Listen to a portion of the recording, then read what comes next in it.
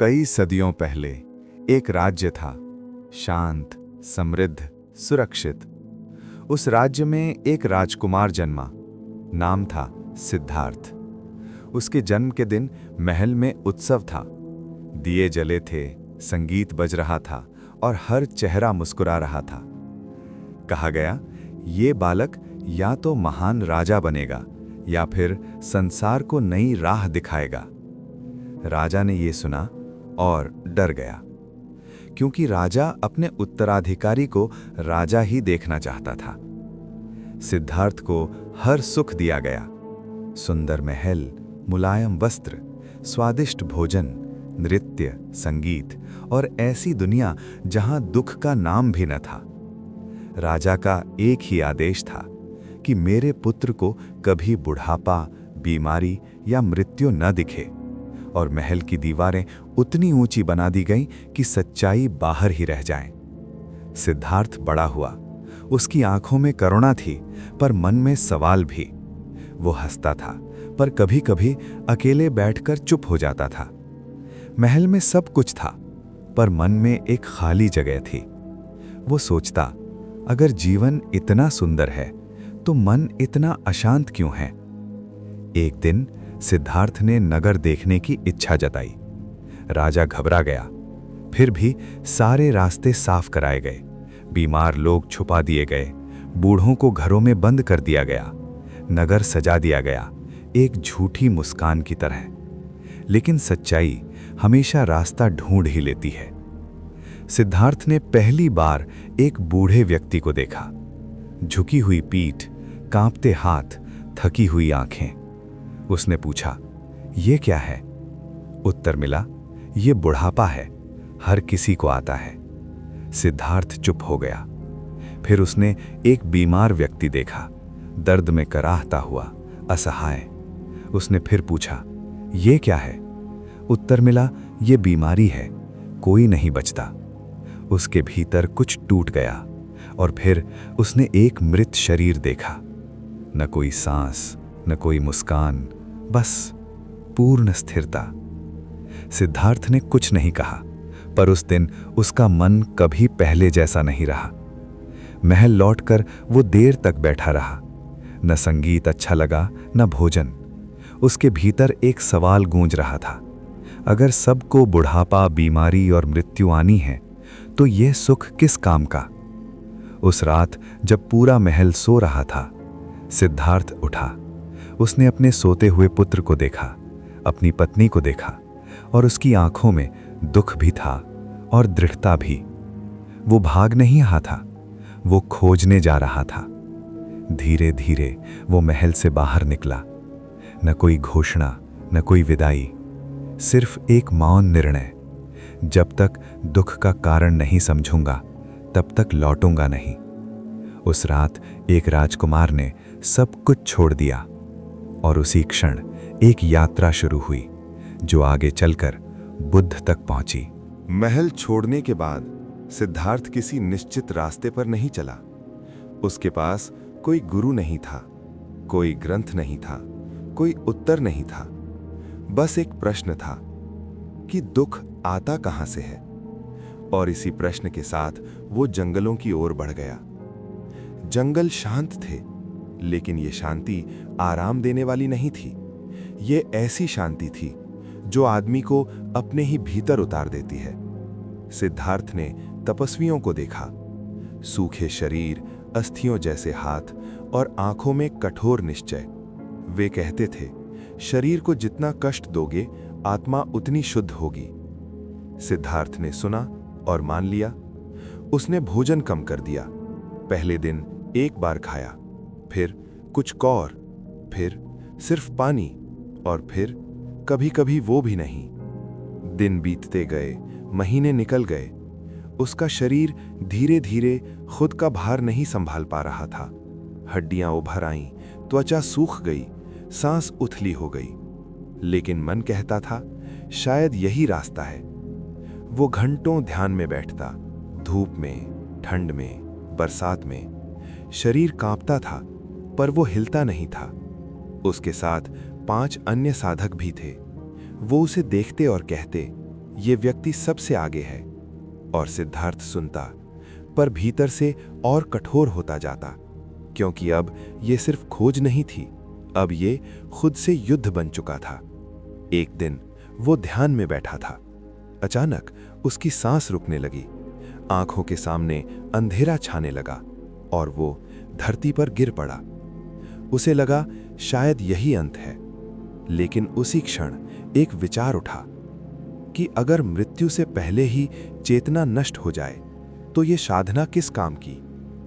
ये विचार पहली दरार था। कुछ समय बाद एक युवती आई। उसके हाथ में दूध और चावल का कटोरा था। उसने कहा, इसे ग्रहण कीजिए। सिद्धार्थ ने हाथ बढ़ाया, फिर रोक लिया। मन ने कहा, यह कमजोरी है, लेकिन शरीर ने कहा, यह जरूरत है।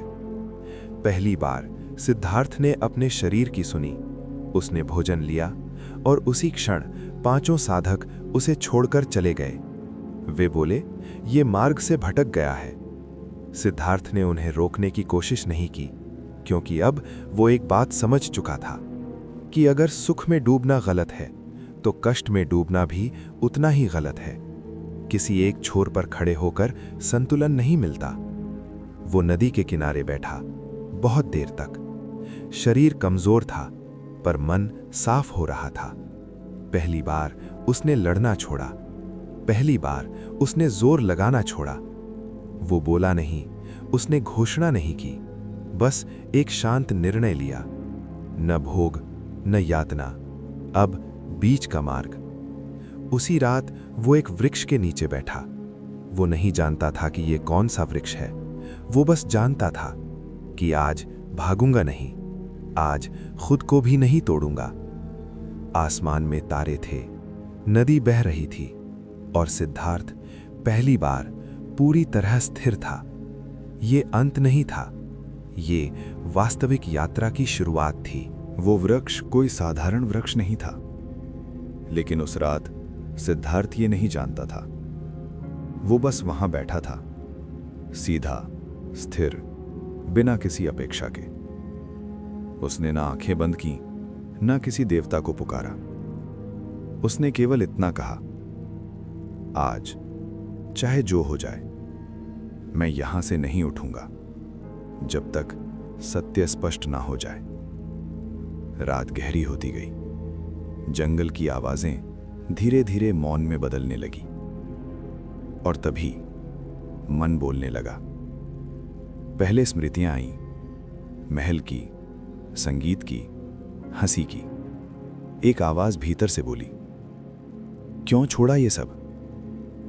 वापस चलो। जीवन सरल था। सिद्धार्थ ने उत्तर नहीं दिया। वो जान चुका था, स्मृतियां सिर्फ स्मृतियां होती हैं। फिर डर आया, शरीर की कमजोरी, भविष्य की अनिश्चितता। आवाज बोली, अगर कुछ न मिला तो, अगर ये सब व्यर्थ निकला तो? सिद्धार्थ स्थिर रहा। उसने देखा, डर तब आता है जब हम परिणाम चाहते हैं। फिर अहंकार आया, एक सूक्ष्म, चालाक आवाज, तुम सबसे अलग हो, तुम विशेष हो, लोग तुम्हें याद रखेंगे। ये सबसे खतरनाक था, क्योंकि ये सत्य जैसा लगता है। लेकिन सिद्धार्थ ने इसे भी देखा और जाने दिया। इन्हीं क्षणों को बाद में मार कहा गया। कोई राक्षस नहीं, कोई बाहरी शत्रु नहीं। मार मन की वही परतें थीं, डर, मोह और अहम। रात का अंतिम पहर आया। आसमान हल्का सा बदलने लगा और उसी क्षण सिद्धार्थ ने कुछ देखा। उसने देखा, दुख बाहर से नहीं आता, वो इच्छा से आता है। जो चाहिए उससे, जो टिक नहीं सकता उससे। उसने देखा, हर वस्तु अनित्य है। शरीर, भावना, विचार सब आते हैं और चले जाते हैं। और उसी स्पष्टता में एक बात और साफ हुई कि अगर मैं किसी चीज को पकड़कर नहीं रखूंगा तो वो मुझे बांध भी नहीं सकती। ये कोई विस्फोट नहीं था, कोई प्रकाश नहीं फूटा, कोई आकाशवाणी नहीं हुई, बस एक गहरी शांति उतरी। उस क्षण सिद्धार्थ कुछ बना नहीं, उस क्षण उसने कुछ छोड़ा। सूरज उगा, पहली किरण उसके चेहरे पर पड़ी। वो उठा नहीं, वो बदला नहीं, लेकिन अब वो वही नहीं था। उस क्षण के बाद लोग उसे बुद्ध कहने लगे, जिसका अर्थ है जो जाग चुका है। लेकिन बुद्ध होने का अर्थ ऊपर उठ जाना नहीं था। उसका अर्थ था जैसा है उसे वैसा ही देख पाना। वो वहां से उठा, न गर्व के साथ, न घोषणा के साथ, बस एक शांत निर्णय लेकर कि अब मैं भागूंगा नहीं, अब मैं सिखाऊंगा भी नहीं, मैं बस साझा करूंगा। बोधि वृक्ष के नीचे की वो रात पीछे छूट चुकी थी। अब दिन थे, रास्ते थे और लोग थे, लेकिन बुद्ध कहीं जल्दी में नहीं थे। कई दिनों तक वे चुप रहे। वे सोच रहे थे कि जो मैंने देखा क्या उसे शब्दों में रखा जा सकता है, क्योंकि कुछ सत्य समझाए नहीं जाते, वे देखे जाते हैं। उन्हें याद आए वे 5 साधक जो उन्हें छोड़कर चले गए थे, वे लोग जो कष्ट को ही मार्ग समझ बैठे थे। बुद्ध ने सोचा शायद वे सुन सकें। वे चले धीरे, बिना किसी घोषणा के, सारनाथ के मृगदाय वन तक। वहां वे 5 बैठे थे। उन्हें देखते ही पहले तो उन्होंने मुंह फेर लिया। उन्होंने कहा, ये वही है जो तपस्या छोड़कर सुख की ओर लौट गया। बुद्ध रुके नहीं, उन्होंने कोई सफाई नहीं दी। वे बस शांत बैठे, और जब बोले तो उनकी आवाज में कोई आदेश नहीं था। उन्होंने कहा, मैं तुम्हें दुख से मुक्त करने नहीं आया हूं, मैं सिर्फ ये बताने आया हूं कि दुख आता कहां से है। उन्होंने कहा, जब हम किसी चीज को पकड़ कर रखते हैं और वो बदल जाती है, वहीं दुख जन्म लेता है।